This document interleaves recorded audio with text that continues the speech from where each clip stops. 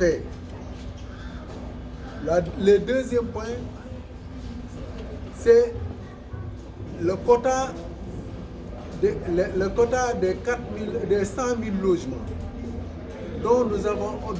nous a octroyé 4%, qui équivaut à 4 000 logements. Donc, il y a aussi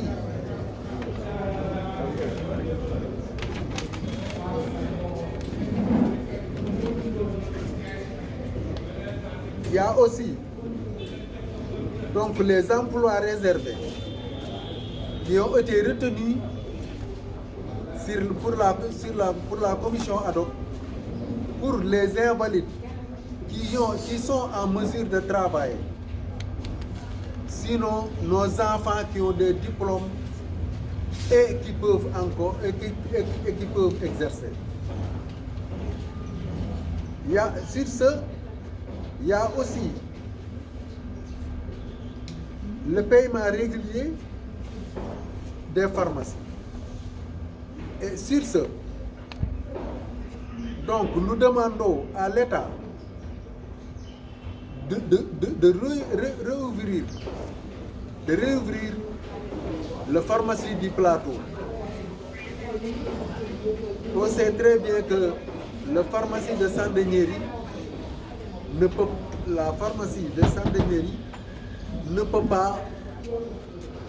peut pas satisfaire les invalides. Et nous avons discuté avec l'État qui nous avait dit qu'il y aura 11 pharmacies qui seront agréées. Jusqu'à présent, on n'a rien vu. Il y a aussi les cartes à puce qu'on bloque souvent en disant que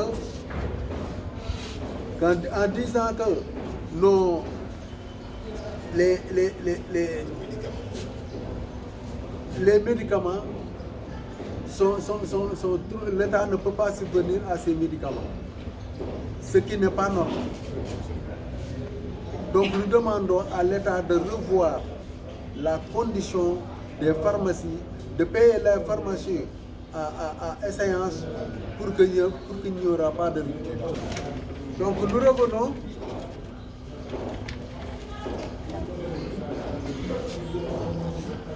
revenons sur la pension d'invalidité. Et on avait demandé la revalorisation des pensions. Et pour qu'il y ait revalorisation des pensions, il faut qu'on revoie la loi 6742. Cette loi qui est obsolète, qui a été faite depuis 1967 et qu'il n'y a pas d'amélioration ni de changement. Donc pour qu'il y ait revalorisation des pensions, il faut que cette loi-là soit revue. C'est pour cela qu'on demande à l'État de faire de changer cette loi. Et le Premier ministre, lors de la présentation de Dello Ndoukel, avait dit dans ses propos que la revalorisation des pensions sera faite. C'était, si je ne m'abuse, le 12 octobre 2024. Jusqu'à présent, on n'a rien vu. On a même fait une lettre qu'on a déposée dans son bureau avec le nom doléance. Jusqu'à présent, il n'y a rien qui s'est fait. Donc, on veut la continuité de la commission ad hoc. Cette continuité-là nous permettra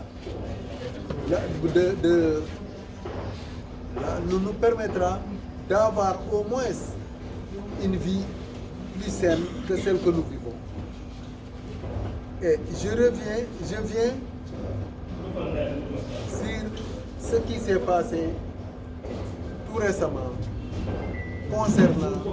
le Dello Ndoukel. Nous luttons, si nous luttons quelque chose, c'est pour les invalides et pour les veuves. pour qu'ils reçoivent leurs droits comme nous. Et on remercie tout le monde. tey nag yàlla dafa dogal ñun ñëpp ñu dajaloo fii muy waa Ramdiez di suñuy grand di suñuy mbokk ndax si ñoom ñu si bëri bi ñu blessé ñi nga xamante ñoo nekk ANAMIS ñu bëri xëy na ñoo leen génne sur le terrain kon ñu ñëpp benn loon moo tax tey ñu booloo parce que autorité bi moo yàggal laaj pour ñu booloo nekk benn kon nag yaakaar naa lay amatul parce que yaakaar naa booloo nañu nekk nañu benn message bi nag balaa ma wax dara may lancer message chef suprême des armées président de la République du Sénégal Bassirou Diomaye Diakhar Faye ak premier ministre am Ousmane Sonko message bi ñoom laa koy jagleel damay faral di dégg premier ministre naan su ma déggee kuy ñaxtu mu ni ñoom duñu nangu ku leen di teg pression duñu nangu ku leen di chantage duñu nangu ku leen di menacé ñun menacé wu ñu chantage ñun li ñuy laaj suñu àq ak yelleef la d'abord pour ngeen xamee ko noonu gisee leen ko noonu su leen ko gisee neneen nag loolu seen gis-gis la mënuñu nekk doomu réew mi nekk ay sénégalais am lu ñu metti si réew mi ngeen nekk suñuy kilifa te duñu wax moo den ko def bis boo leen defalee nag lu ñu bëgg ñu noppi li may njëkk a tàmbalee mooy commission ad hoc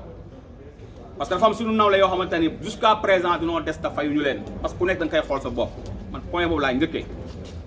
des na 70 personnes yoo xamante ni jotagul seen xaalis te loolu dafa metti depuis 2023 ba tey ñuy daw seen xaalis ñooñ leen war a fay su àggee 100 millions si lay yem après parce que dossier bi maa ngi koy topp boobu ba tey mais boobu ba tey dañuy gis ñu ñuy dawloo gauche à droite mu doon lu metti ñuy sàkku si état bi ñu fay ñooñu ñu mu gën a gaaw parce que fay rek a des benn point bi si topp mooy revalorisation des pensions comme ni ko président Tamsir waxee lu am solo la parce que loi 1967 42 loi 67 42 moom la ñuy dundee ba tey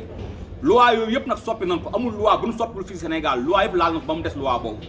ñun nag dafa mel ni ñun bokkuñu si réew mi wala ñun dëkkuñu Sénégal wala ñun ay sénégalais waykat bu mag bi Youssou Ndour da ne tabax lu mu rafet bul fàtte fondement ba ñun nag ñooy fondement wu Sénégal ñun ñii tey ngeen gis ñooy fondement wu Sénégal parce que balaa nga naan naam ne fa balaa ngaa tal football balaa ngaa tal sport balaa ngaa tal lenn balaa ngaa tal da ngay tal jàmm ba pare sécurité d'abord ak santé ñii nii ñoo nekkoon ci front yi ñii nii ñoo tere Casamance débordé wul tey la seen bakkan ñii bi ñuy demuñu ngir ay projet taxu leen jug de défendre projet taxu ñoon jug défendre Sénégal moo ñu taxaw na jug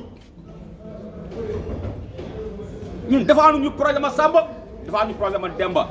drapeau Sénégal vert zone rouge étoile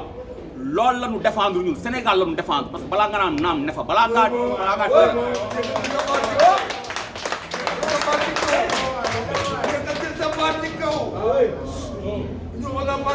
kon Sénégal moo tax tey ñuy former ay parti de politique Sénégal am moo tax tey ku nekk di former sa kuréel Sénégal am woon kon loolu du am kon d'abord nañu respecté ñi nga xamante ni ñoo tere Sénégal débordé nii ñuy wax ak yéen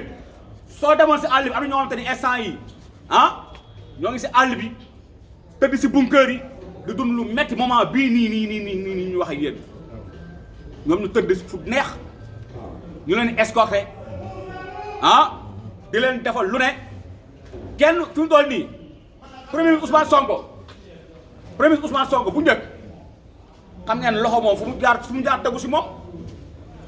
fu mu romb loxo yi day fees si moom mais tey balaa ngaa teg loxo wax lu set ñan ñoo koy défendre les forces de défense et de sécurité ñoo yor sécurité am yor sécurité njabootam ak gouvernement bi yëpp kon nañ ñu respecté d'abord soppi suñu loi bi ak président de la République du Sénégal Bassirou Diomaye Diakhar Faye ban ngay fekk buntu impôt mu wàcc ñu koy jàpp di ko yóbbu ute naak léegi tey balaa ngaa jege ngay xool suñu Bassirou rek xool kii mooy Bassirou rek kii mooy président du Sénégal la ñuy xool ñun amuñu parti politique ñooy fa di dégg rek su dara xewee ñu naan non kii fii la farak kii fii la far ñun faruñu fenn ñun Sénégal la ñu faral ñu bañ na nga bañ moom ku nekk nag di nga voté su heure voté jotee nga dem voté ji voté ku la neex amuñu parti politique bu kenn taxaw nag ne ñun daa am ñu nekk suñu ginnaaw dal nañ si Ablaye Wade dal nañ si Macky Sall suñuy ñaxtu ñu ni am nañu nekk seen ginnaaw ñun kenn nekkul suñu ginnaaw gisoo leen fi benn politicien parce que borom dëj bi mën naa jooy dëjëm ñun su dëj mën nañu ko jooyal suñu bopp kenn duñu ko jooyal ñun ñoo koy jooyal suñu bopp revalorisation banque pension nan ko xool bu baax a baax suñu mbokk grand blessé yi man damay fàtte sama bopp man en tant que invalide wala protège yi ñuy doxee dañ koy escorte nañuy jël di escorte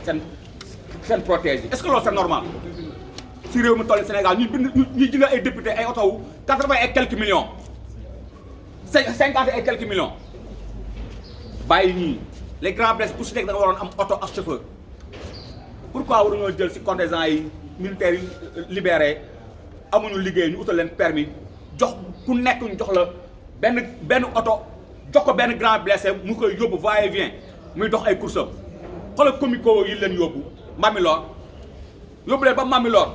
ñu war a ñëw principal def ay rendez-vous xoolal boobu pas comme leen koy jox seen pension est-ce que da attan seen pension attanu ko tey ñu bëree ñàkk seen bët fii commencement bi seen benn bët da yàqu woon ñu leen di négliger faj bi war defuñu ko ba mu wàllaat beneen bët ba tey ñu muur seen i bët te ñoom yenn officiers yi tey ku si feebar tey bitim réew koy faju jee kon tey li nga xamante ne moo ngi dal invalide lu si bëri état bu Sénégal dafa am pas de responsabilité li ñu teg nag dafa doy sëkk bu ñu si yokkal leneen beneen bi si topp moom mooy li nga xamante ne moom la ñuy wax pension mixte comme ni ko président Tamsir waxee pourquoi ñu yemale ko si 50 000 francs dans les normes ñu nekk les grands blessés war ñoo bokk taux am na du ma grand blessé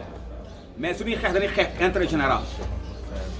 dafa am échelon 1 ak échelon 2 tey waruñoo jël pension mixte ñëpp ñu les grands blessés ak les petits blessés ñëpp ñu boole leen di leen ku nekk ñu lay fay 50 000 francs est-ce que loolu c'est normal c'est pas normal yanuwul maanaam les grands blessés na leen gestuwaat parce que nag